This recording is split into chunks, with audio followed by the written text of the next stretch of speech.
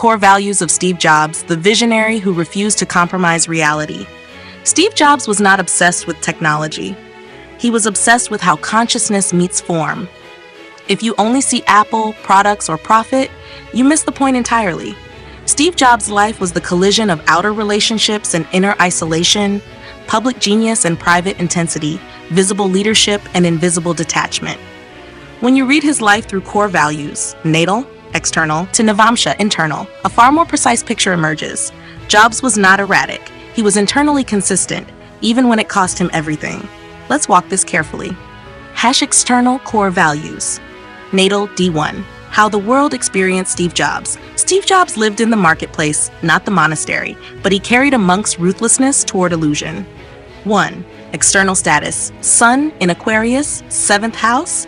Steve Jobs' public status was never self-contained. He existed through mirrors, co-founders, competitors, customers, critics, boards. Sun in the 7th means, open quote, identity is forged in opposition and partnership, close quote. Sun in Aquarius means, open quote, authority comes from breaking the pattern, close quote.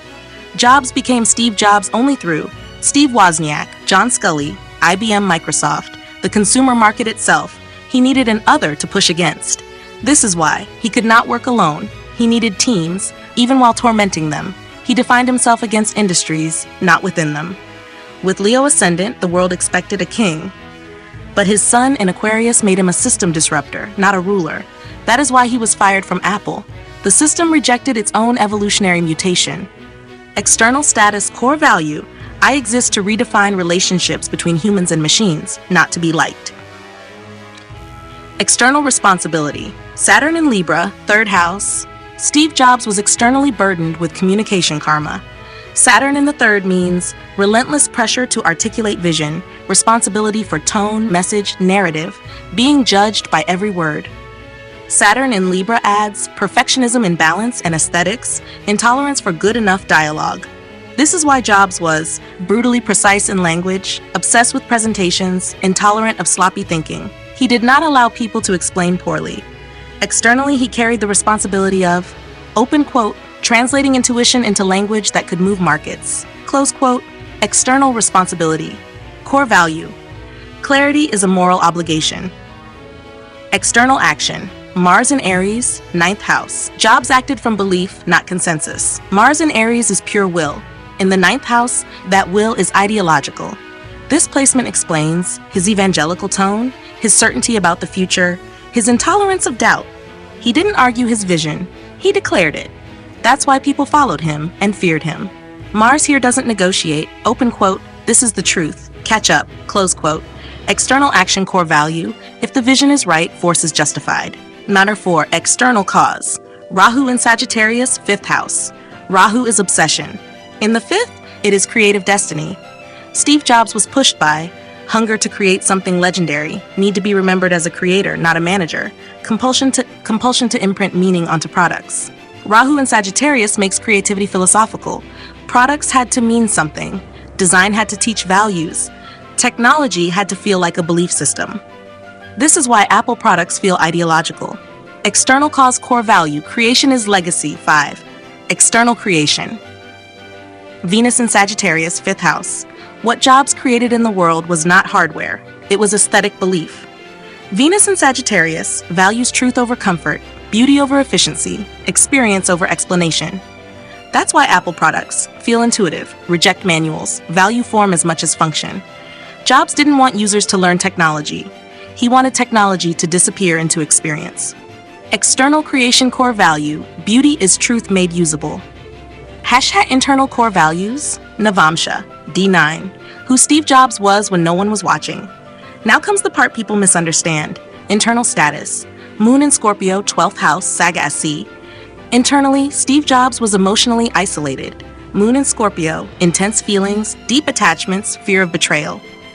In the 12th house, emotional withdrawal, secrecy, solitude as survival. This explains his private suffering, his emotional extremes, his tendency to cut people off completely. He regenerated only in isolation, retreats, silence, spiritual withdrawal. Internal status core value, I can only survive emotionally when unseen.